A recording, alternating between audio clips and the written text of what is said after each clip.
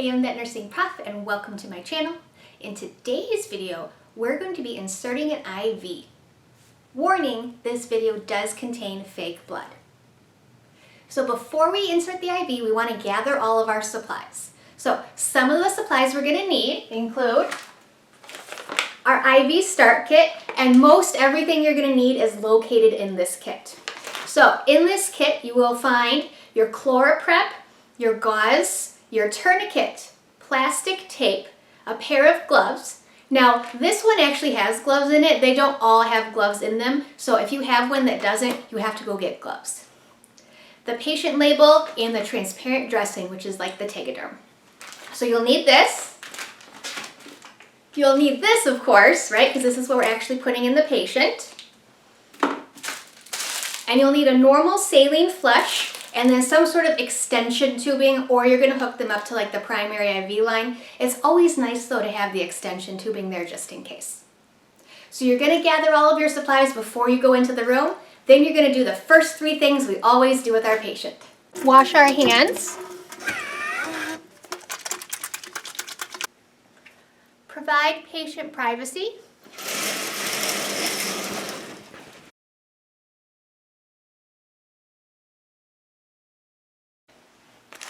So we're going to put down a towel or a Chuck's pad underneath of our patient, just in case we get a little messy. It does happen sometimes. That's okay.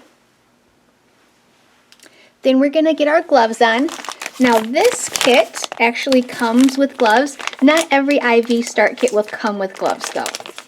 So if it doesn't, go get your own.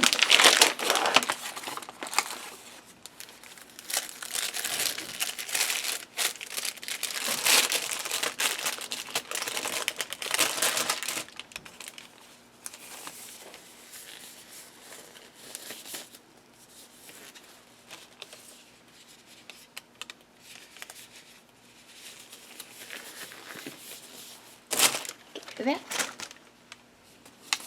The rest of this stuff out and ready to go. I like to have all my stuff prepared because once you get it, you don't want that blood to get everywhere. So we'll get all of our stuff out. We'll flush our extra tubing. So you'll have your 10 ml sodium chloride, and then you'll have your extension tubing. So you want to get those set up. You want to make sure you flush the tubing and get it all ready. Now we're going to put on our tourniquet, which came in our kit.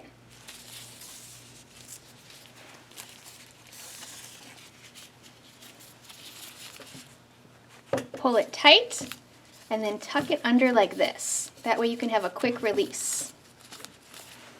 So that's what your tourniquet should look like. Now we're going to clean it using our ChloraPrep. This is a chlorhexidine prep. And the way these little vials work is you got to crunch them. You got to break them like that, and that's how they open.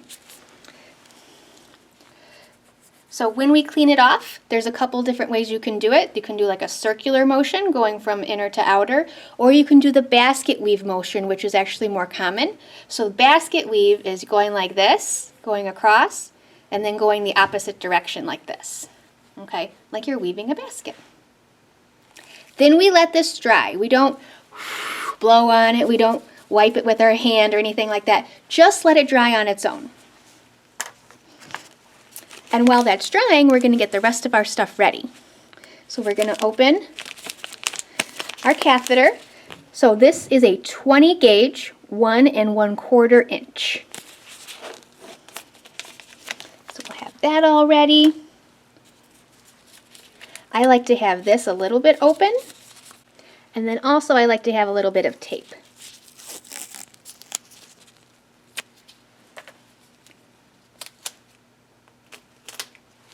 Okay, so now we're ready to do it. So we'll take this part off. So I just wanted to show you what this whole device looks like really close. So obviously you see the bevel there, you see the needle, and then you see that white bit, that's the catheter. So when I advance it, see now the needle's retracting, the needle's going away. because the needle is not going to stay inside the patient. It's this plastic part, this catheter part, that's what's going to stay inside the patient. When you hold these things, this is how you're going to do it. You're going to put your thumb on one side, and then this is my middle finger over here. Because I need my pointer finger free, because this is going to be the one that advances it. Okay? All right, now let's do it.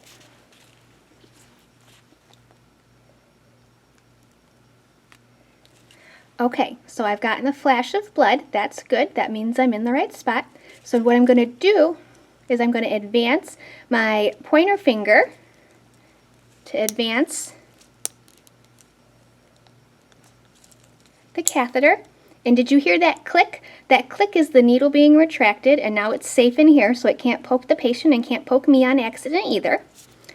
Now what I like to do next is that little tape I had ready, is I like to use it to hold it in place for just a sec while I get everything else ready, because I don't want it moving on me since I'm not in the right spot. Then we can release our tourniquet. And we want to hold pressure because what we're going to do now is we're going to flush it, and we don't want to make a big bloody mess when we do it. So we have our flush and our connecting tubing. So this part is going to screw into this pink part here. So we're going to unscrew this, and we're going to try to do it as quickly as possible so as not to make a huge mess.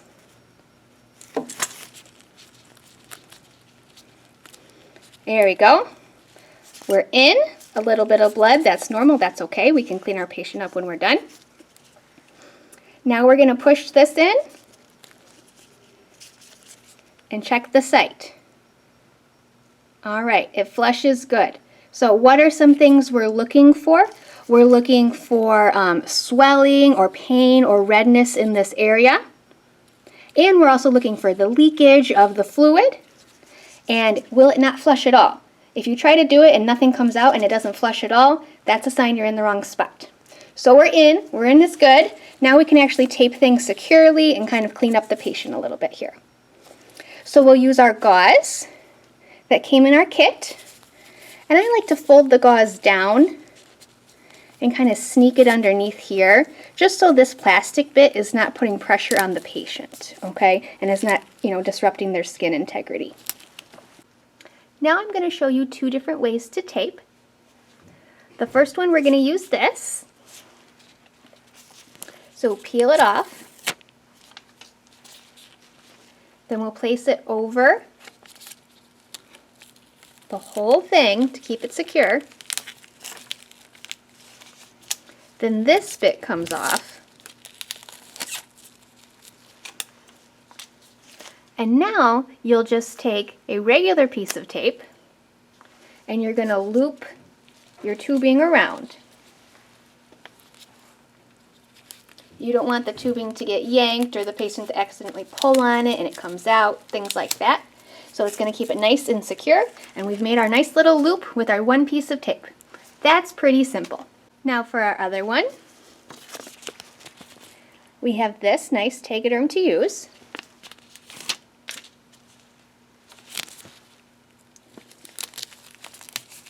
Secure it around the whole thing.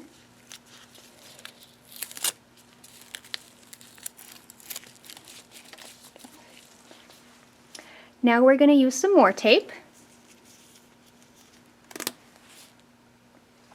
And this time we're going to go under and make a crisscross pattern. So under the tubing here, and secure it down like this. Secure it down like this. And that just holds it in place a little bit better. You can also, if you want, take another piece of tape and secure it down like this. You don't have to do this extra piece of tape, but you can if you want. And then finally, again, we need the one for the tubing. So we'll hook the tubing up.